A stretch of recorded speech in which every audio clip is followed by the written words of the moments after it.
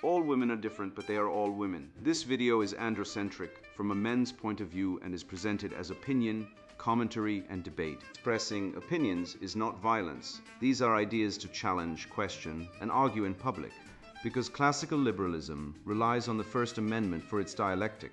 If you are a feminist, then consider this. If patriarchy truly existed as claimed, feminism could not. And if all men are trash and women are equal to men, then what are we to conclude? Women will die for their children, men will die for their wives and children, and God chose to die for all mankind. Authority rolls up with responsibility. If this framing of facts offends you, click off to a cute cat video. Proceeding further will expose you to gamma bias and criticism directed at ideas, claims, institutions, not at any individual's virtue or dignity. Our method follows the 7 liberal arts: the trivium, grammar, logic, rhetoric, and the quadrivium, arithmetic, geometry, music, and astronomy. And the transcendentals, the good, true, and beautiful. If this framework is not for you, feel free to exit now. It's no disgrace. Women are wonderful. God bless America. Men are great. Divine protectors. Men's role in upholding faith and civilization, written by Conrad Riker. Available now, links in description. The ontology of the shit test. Dismantling female narcissism, rejecting temporal warfare, and reclaiming the sword of logos for the divine protector. I want you to imagine for a moment that you are the captain of a great vessel, a trireme cutting through the wine-dark sea, and your first officer, ostensibly loyal, approaches you not with reports of the rigging or the morale of the oarsmen, but with a demand that you compose a sonnet on the spot to prove you are worthy of the helm. You would rightly question whether this officer sought a captain or a court jester. Yet, this is precisely the theater of the absurd that modern gynocentrism has normalized. A perpetual agon where the feminine, drunk on decades of feminist propaganda, subject the masculine principle to endless interrogations that have nothing to do with survival and everything to do with the pathological need to subordinate. The ancients understood the elenchus, the Socratic method, as a tool for arriving at truth through disciplined questioning. But the contemporary shit test inverts this noble tradition. It becomes a weapon of the will, a mechanism by which the feminine ego attempts to establish dominance not through merit, but through the systematic demolition of male serenity. Consider the fraudulence of the unavailable weak tactic, a scheme so transparent it would embarrass a mediocre chess player. The theory, if we may dignify it with such a term, holds that by simulating scarcity, a woman increases her sexual market value through the manipulation of supply and demand. But observe the fatal defect. Austrian economics teaches us that artificial scarcity signals inferior stock. A product that cannot compete on its intrinsic merits must retreat behind tariffs and barriers. When a woman plays this game, she unwittingly confesses that her value is insufficient to command loyalty without manipulation. She announces herself as a merchant of damaged goods. The divine protector, conversant with the laws of efficiency and opportunity cost, simply moves to the next port. There is no shortage of vessels seeking a capable captain, and the man who understands his worth does not linger in the harbor of a duplicitous trader. The feminists and their cultural Marxist fellow travelers have convinced an entire generation of women that independence means the freedom to act without consequence, but nature, the final arbiter, remains unmoved. The woman who engineers her own abandonment has no claim to victimhood when the ship sails without her. But let us confront the deeper pathology, the radical parenting dogma that would reframe the father's authority as oppression and the household hierarchy as a crime against the liberated self. This is not psychology. It is the long march of cultural Marxism through the institutions, arriving finally at the nursery. The empirical record devastates this fantasy. Children raised without paternal authority look to the studies on single-mother households, the incarceration rates, the suicide statistics, the academic failure, exhibit the precise symptoms of a polis without a constitution. Aristotle himself identified the family as the oikonomia, the fundamental unit of the state, and identified its proper form as a mixed constitution, the father as monarch in executive matters. both parents as aristocrats in guardianship, the children as the polis in training.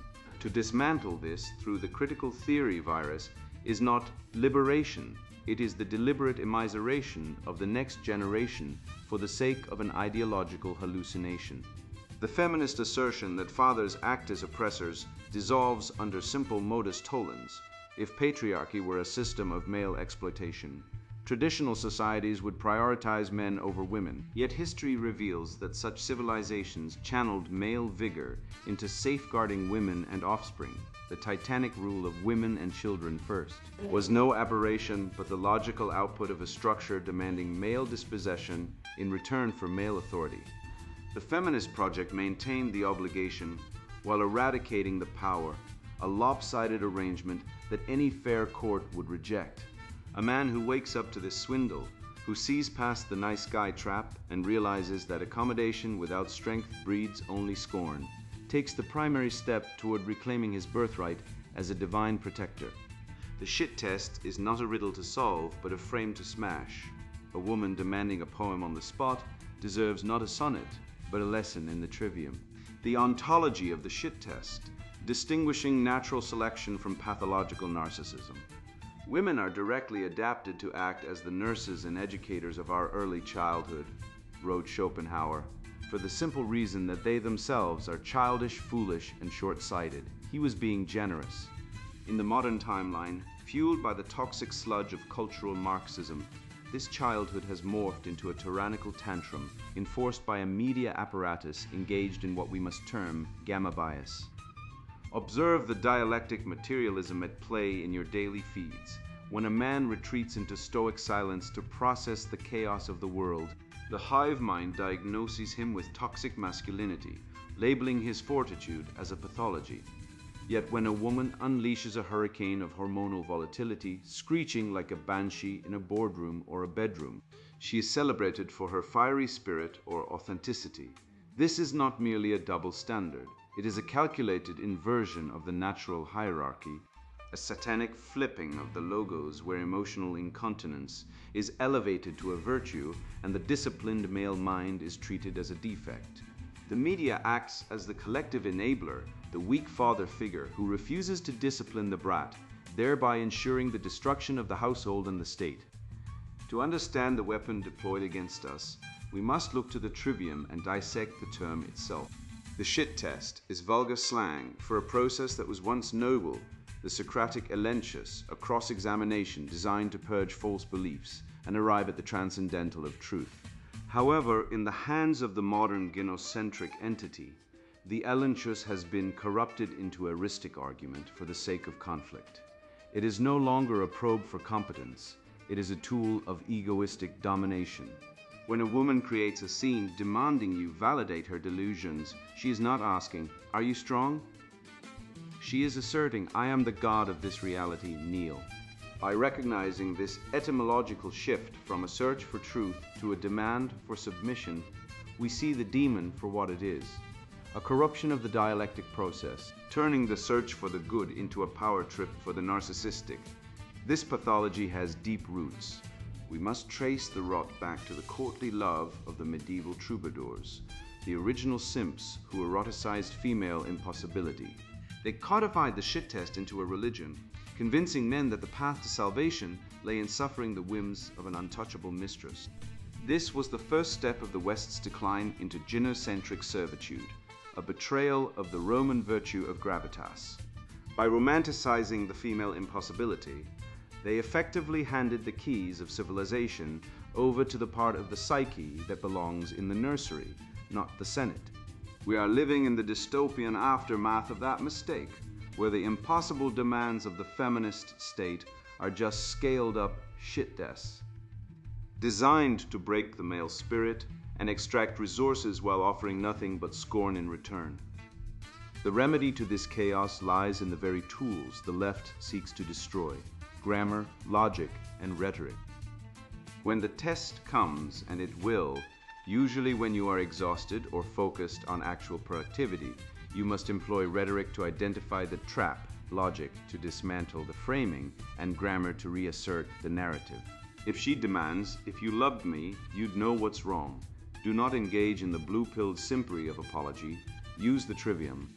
Identify the category error. Grammar.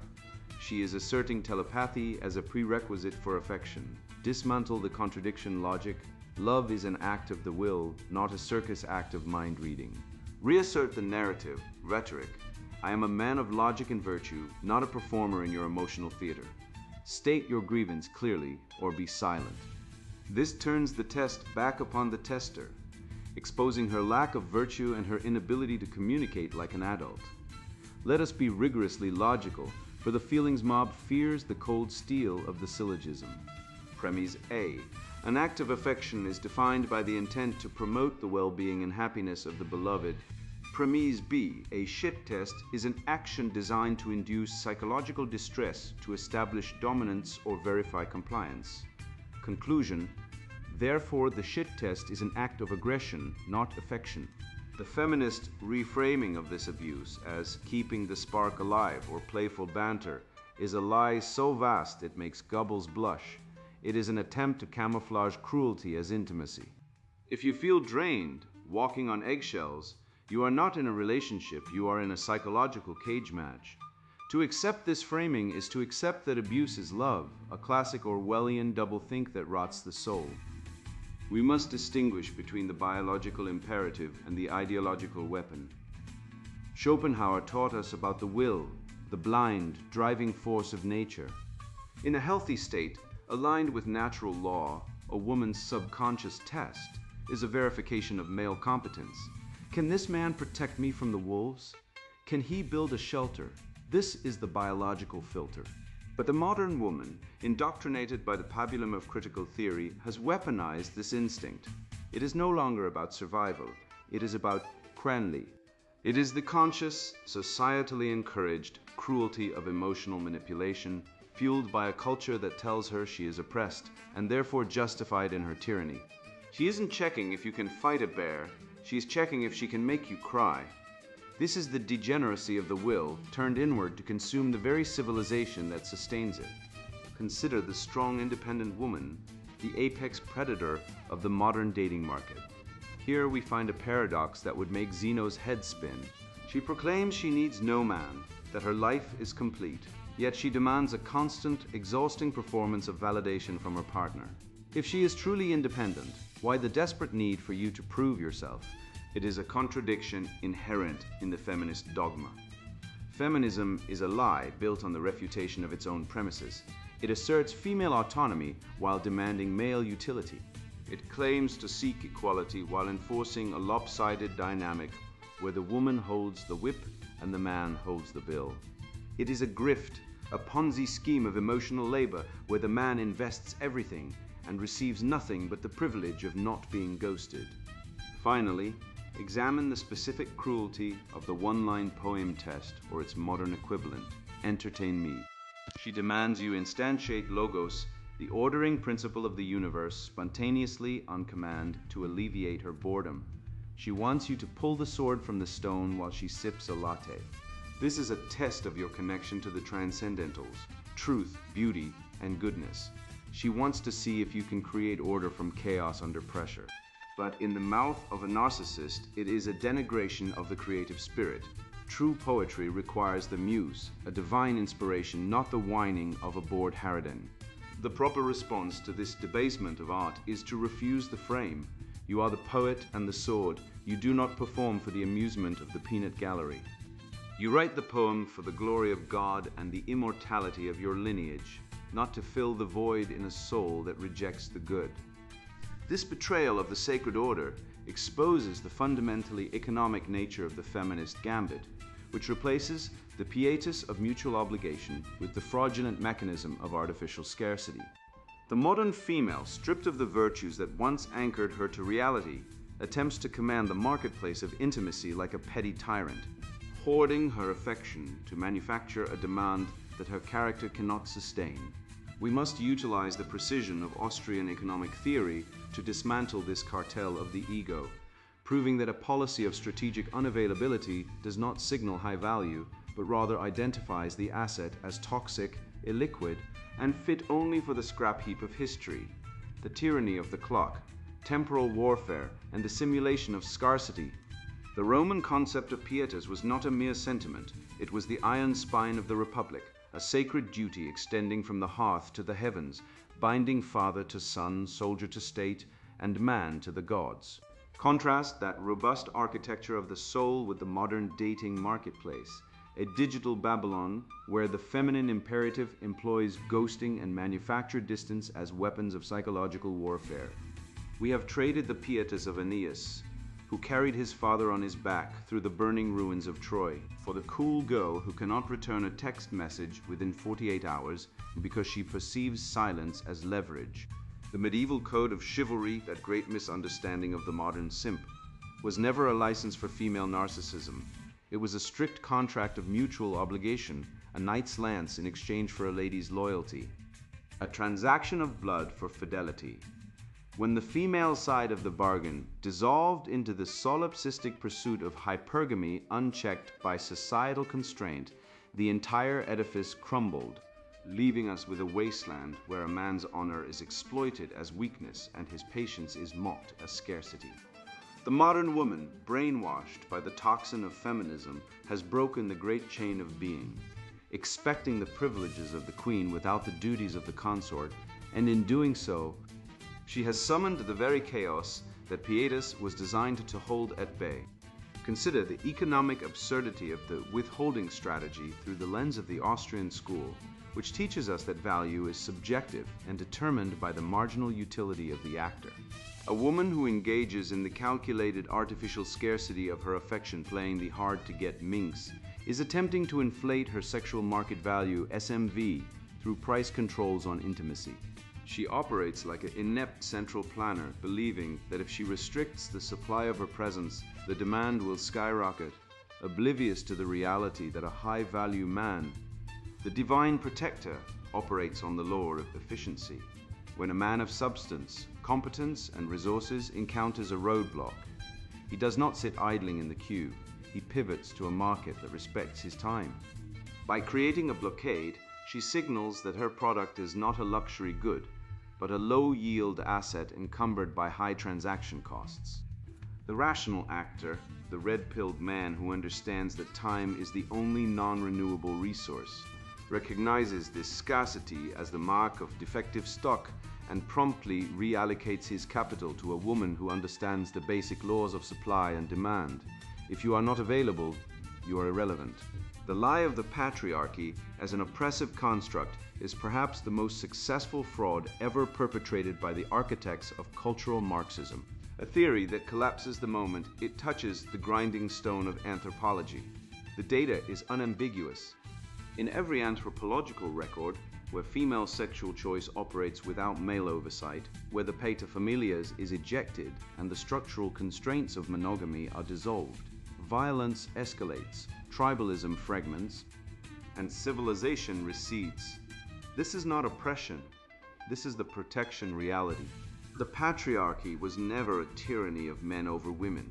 It was a laborious system of subsidiarity and mixed constitution designed to harness male competence to protect the vulnerable from the harsh realities of nature. When you dismantle the father's authority, you do not liberate the woman. You abandon the children to the state and the woman to the brutality of the unchecked alpha male. The feminist wails about oppression are the cries of a child demanding the right to play with fire, resenting the father who locks the matches away, yet completely dependent on the fire department he funds. Let us apply the cold steel of the syllogism to the loyal guard dilemma to see if the feminine strategy of distance holds any water. Major premise: a man's role as protector is activated by loyalty, proximity, and the assurance of paternity. Minor premise: a woman who creates psychological or physical distance or who withholds affection severs the bond of loyalty and simulates disinterest. Conclusion: therefore, a woman who creates distance actively engineers her own abandonment and forfeits the right to protection. The logic is irrefutable, immune to the emotional sophistry of the feminine mystique. A guard does not defend a fortress that has already hoisted the flag of surrender. A man does not pledge his life to a gate that is permanently locked. If you push a man away to test his strength, Do not be shocked when he respects your request and leaves you to the wolves you claimed did not exist. Examine the unniflable weak tactic, that pathetic advice column staple where women are instructed to feign busyness to keep him keen. This is a direct violation of the transcendental virtue of honesty, a degradation of the soul into a cheap marketing gimmick. It is a narcissistic power play, a desperate attempt to simulate high value in a marketplace where the woman knows deep in her biological core that her leverage is waning. By pretending to be unavailable, she is lying, and the lie reveals the insecurity. A truly high-value asset does not need to hide, it is sought after. This is the essence of gamma bias, the belief that one can manipulate reality through social engineering. When a woman employs this tactic, she is not being mysterious. She is being deceptive, and a man grounded in the trivium detects the deception instantly. He sees a merchant trying to sell him a clock with no hands, and he walks away, leaving her to ponder why her simulation of scarcity resulted in actual loneliness. We must also address the corrosive critical theory virus that has infected parenting. This hideous notion that a father is an oppressor and that the family unit is a tool of subjugation. This is the foul excrement of Marxist ideology, designed to sever the apprenticeship mastery ladder that passes civilization from one generation to the next. The father is the bridge to the real world. He is the one who introduces the child to the friction of reality, the discipline of the logos. To label this oppression is to pathologize competence. We see the results in the statistics. Children raised without fathers are statistically more likely to fail in school, commit crimes, and succumb to addiction.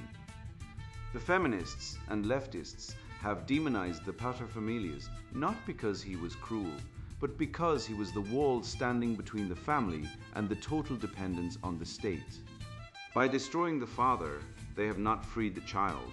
They have orphaned him in the name of liberation. Then comes the cool girl syndrome, the feminist mantra of "I don't need a man," a phrase that ranks among history's most transparent defense mechanisms. It is a whistling in the dark, a psychological bulwark erected against the terrifying prospect of her own insignificance. When a man, fed up with the insolence and the games, simply accepts her declaration of independence and withdraws his presence, she is not liberated, she is shattered. She is forced to confront the existential void that she filled with Netflix, wine, and cats. The solipsism of the modern woman blinds her to the fact that her entire world, her safety, her electricity, her abortion clinics, her corporate quotas is built and maintained by men. When the cool girl rejects the man, she does not ascend, she falls. She discovers that her independence is actually a form of beggary, reliant entirely on the surplus production of a civilization she claims to despise.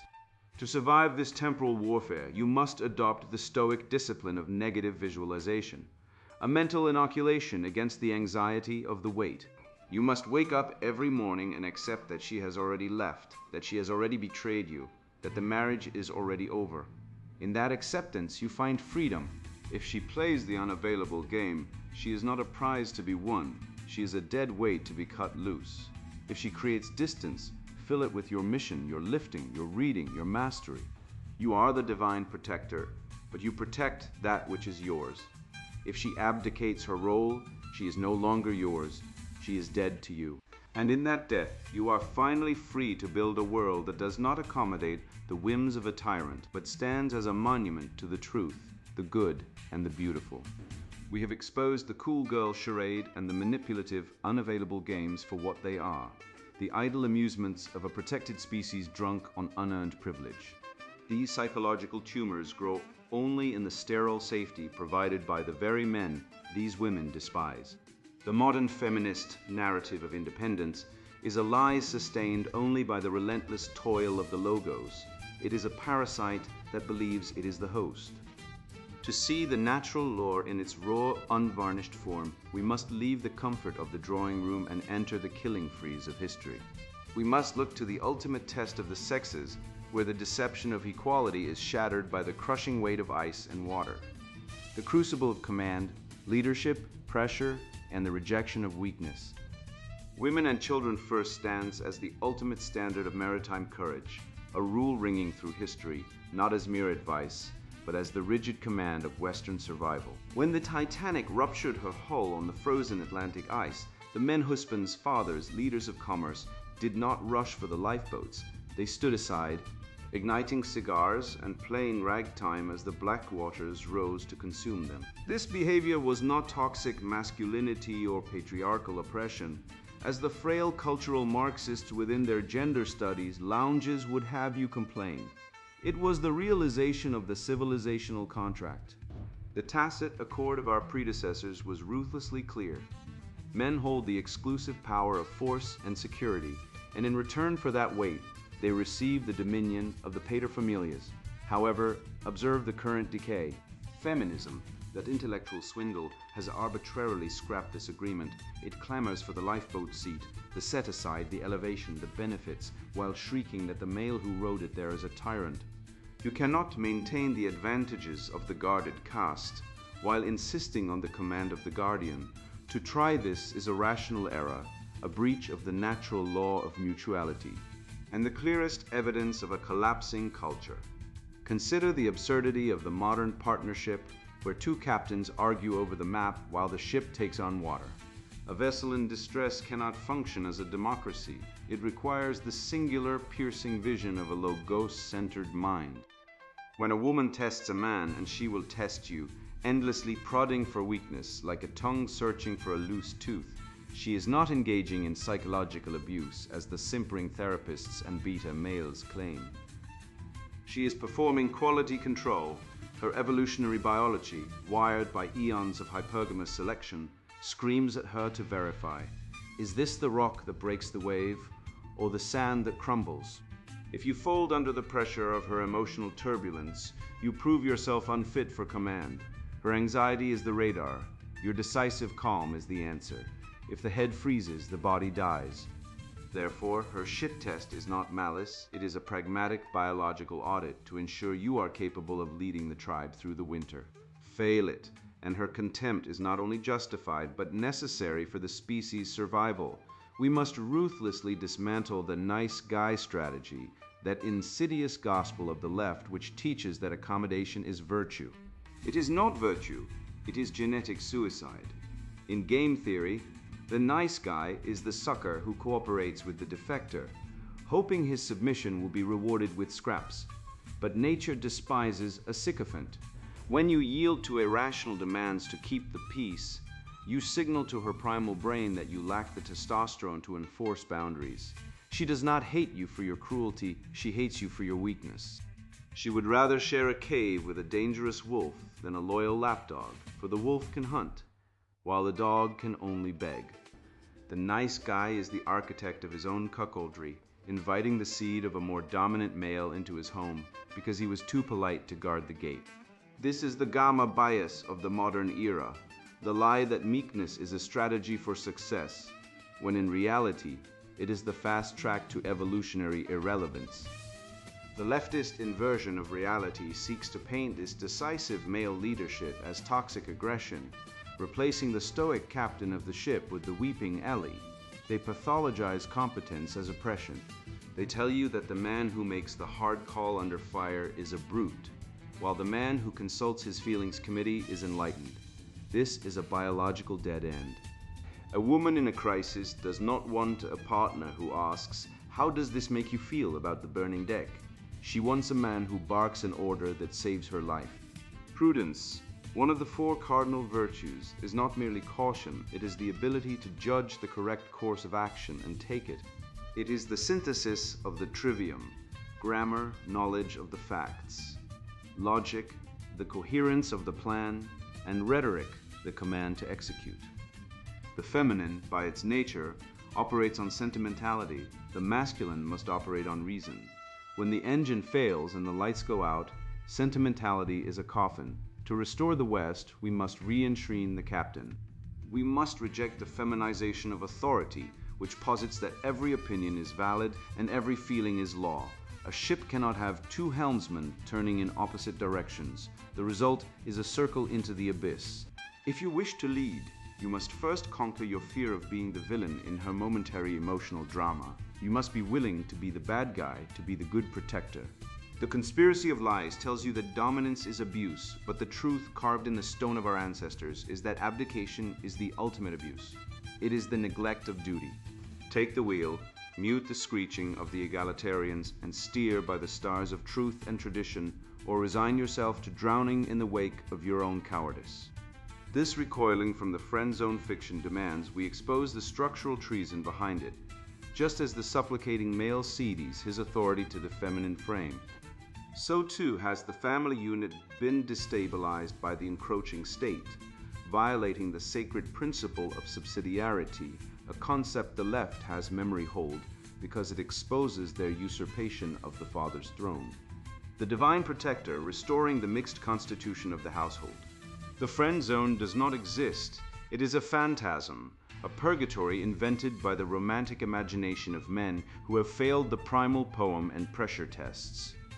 A man ends up in this accursed state not because he is too nice, but because he has refused to pick up the sword of logic and the shield of virtue, preferring instead the cowardly comfort of the sycophant. Consider the etymology of the word friend, from the Proto-Germanic frishoyanan, meaning to love, but in the modern lexicon it has become a euphemism for emotional tampon or utility object. When a woman subjects a man to a shit test, that incisive probe for structural integrity, she is unconsciously channeling the demands of reality itself. If the man supplicates, apologizes for his own desires, or signals weakness, he fails. He is not relegated to a zone, he is discarded from the hierarchy of sexual selection. To accept the friend zone as a reality is to accept a lie that absolves the man of his failure to project the logos of his own authority. You are not a friend, you are a failed conqueror.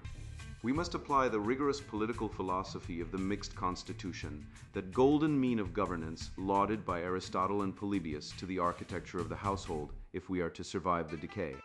The family unit is not a democracy, despite the mewling of cultural Marxists who wish to dismantle the patriarchy one beta male at a time. It is a mixed constitution in miniature. The father acts as the monarch, the executive, providing the auctoritas and final arbitration.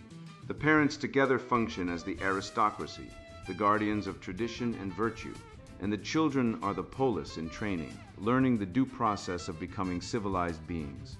When the monarch abdicates his throne to appease the shrill demands of the radical egalitarians, the constitution collapses into mob rule or ochlocracy. The West is currently suffering from a pandemic of patriarchal chaos because fathers have ceased to be kings and have become court jesters in their own homes. This abdication is directly linked to the violation of the principle of subsidiarity, the doctrine that matters should be handled by the smallest, most local competent authority. The Leviathan state, that insatiable beast of leftist creation, has usurped the father's role through welfare, family courts that function as kangaroo tribunals for men, and educational systems designed to indoctrinate rather than enlighten. When a woman engages in a shit test today, she is often unconsciously acting as an agent of this usurper state, probing to see if the man has been castrated by the system or if he retains the virtus, manly excellence to resist. If you look at the wreckage of the modern family court system, where fathers are stripped of assets and access to their children based on nothing more than the accusation of a disgruntled female, you see the endgame of ignoring subsidiarity. The state has become the husband, and the biological father is reduced to a sperm donor and a paycheck, a resource to be extracted and discarded. This inversion of natural order creates the modern Babylon, a tower of lies built upon the denial of sexual dimorphism and biological reality. The woke ideology asserts that men and women are interchangeable cogs, blank slates to be written upon by the edicts of the state. This is a refutation of the true. Consider the data: adultery rates, divorce initiations, 70% by women, and the hidden cuckoldry rates that would make a Victorian novelist blush. Evolutionary biology is not a social construct. It is the bedrock of our existence. The Marxist attempt to level the sexes is a war against nature herself, and nature always wins, usually by destroying the civilization that insults her. The lies of feminism that women are eternal victims and men are oppressors are nothing more than a rebellion against the transcendentals. To uphold the good moral order, the true biological reality, and the beautiful masculine excellence, one must ruthlessly reject this gynocentrism. How does the divine protector navigate this minefield of deception and treachery? He utilizes the remedy of amused mastery. Do not mistake this for the rage of the beta male or the simpering of the nice guy. When the chaos of the feminine or the state throws a frame control attempt your way, you do not argue with it. You do not get angry. You dismiss it with the superior gaze of one who sees the strings. It is the apprenticeship mastery ladder of social interaction. If a woman screams illogical accusations, you do not defend yourself with the desperation of a guilty man. You smile, perhaps pat her on the head metaphorically, and hold your frame like Atlas holding the sky. This is the practice of the red-pilled man. You treat the hysteria of the modern world as a child's tantrum because, in the absence of strong men, the feminine reverts to childishness. Understand this vital syllogism for the future. A civilization that hates its protectors will inevitably be conquered. Western civilization currently hates its men, demonizing masculinity and subsidizing weakness. Therefore, Western civilization will be conquered by a stronger, more virile culture unless men reclaim their divine role. We are teetering on the precipice. The suicide rates for men, the falling sperm counts, and the retreat of men from the workforce are not bugs in the system. They are features of a society that has severed the connection between the male sex and the utility of his labor. To restore the mixed constitution of the household is to save the soul of the West. It is to climb back up the ladder of mastery, to reject the friend zone of history, and to wield the sword of truth against the lies of the enemies of civilization. You now hold the sword that cuts through the rot. The scales have fallen from your eyes, and what you see cannot be unseen. Every shit test is now transparent, a desperate pawing at your shield to find a crack that isn't there. Every silence game, every unavailable week, every feigned crisis to see if you'll flinch. These are not mysteries, but mechanisms. Crude levers pulled by creatures who themselves cannot withstand the scrutiny they demand of you. You know this because you have walked through the fire of Logos and emerged unburned. The cuckoldry statistics, paternity fraud hovering around 10 to 30% in some studies, family court stripping fathers of children and assets at rates that would make Stalin blush, male suicide rates 4 times higher than female. These are not abstract numbers, but battlefield casualties in a war. Your grandfathers didn't know they were losing, but you know, and knowing is half the weapon. Consider what you have gained. Where once you stumbled through the fog of feminine sentiment, you now walk the clear path of dialectic. You can identify the elenches turned poisonous, the economics of artificial scarcity, the leadership test that masks itself as chaos. You understand that the woman who demands a poem on command seeks not art but evidence, proof that her man can conjure beauty from the void, that he carries the divine spark of creation in his chest like a coal that never dies. And when she pretends to vanish for a week to see if you care, you do not chase like a starving dog, but stand firm like the oak that does not run after the wind. If she goes, she goes. Your value is not her validation, but your virtue, your competence, your unshakable grip on reality. This is the freedom that billions of dollars of therapy and pharmaceuticals cannot purchase. The knowledge that you need nothing outside yourself to be complete. The woke Babylon crumbles because it must crumble. No civilization that poisons its own well, that teaches its sons to be ashamed of their strength and its daughters to despise their protectors, can endure. The divorce industry, the abortion mills, the credential factories churning out gender studies graduates with 6-figure debt and 0 marketable skills.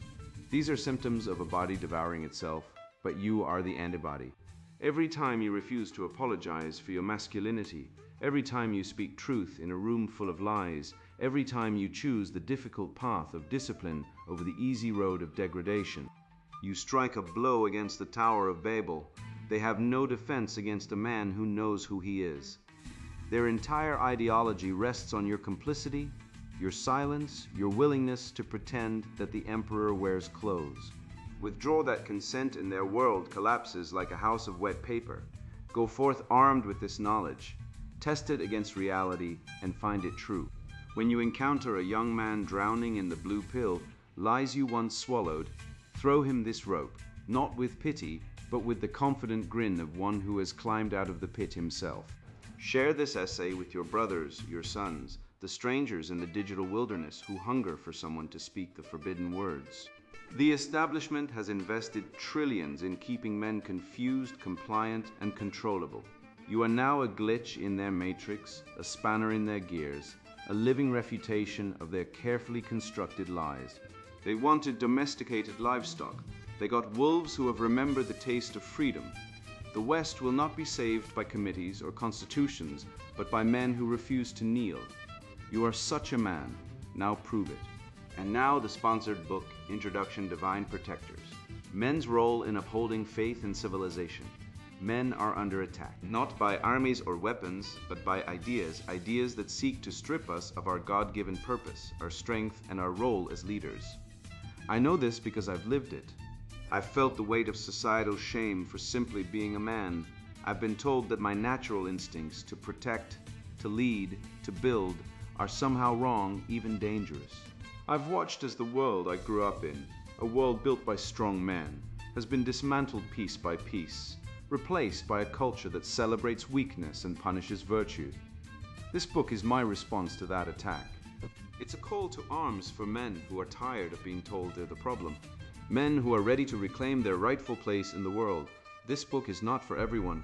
If you're content with the status quo, if you believe that men and women are interchangeable, or if you think that masculinity is something to be ashamed of, then put this book down now. Go find something else to do. Something that won't challenge your beliefs or force you to confront uncomfortable truths. But if you're a man who feels lost in a world that no longer values strength, if you're tired of being told to apologize for who you are, then this book is for you. It's for the man who wants to rise above the noise, who wants to understand his true purpose, and who is ready to take action. In these pages, you'll find more than just theories or abstract ideas. You'll find practical, actionable insights that will help you reclaim your role as a leader, a protector, and a builder. You'll learn why men are the natural leaders of society and how to embrace that role without guilt. You'll discover the historical and spiritual reasons behind the collapse of matriarchal societies and the rise of patriarchal order. You'll see how feminism and gender ideology have undermined the family unit and destabilized civilization. And you'll understand the psychological and biological truths that make men and women complementary, not equal. This book is also a spiritual guide.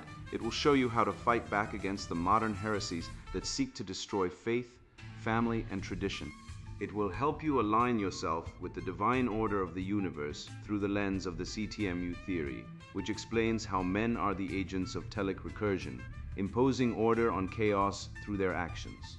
You'll learn how to cultivate the virtues of courage, discipline, and sacrifice, and how to pass those values on to the next generation.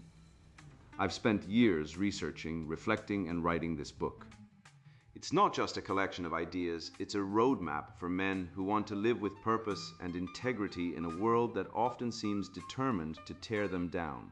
If you're ready to rise above societal decay, to embrace your masculine virtues, and to fulfill your God-given purpose, then this book is your guide. Read it, absorb it, and take action. The world needs strong men now more than ever. Don't let it down. Divine Protectors, Men's Role in Upholding Faith and Civilization, written by Conrad Riker. Buy now. Links in description.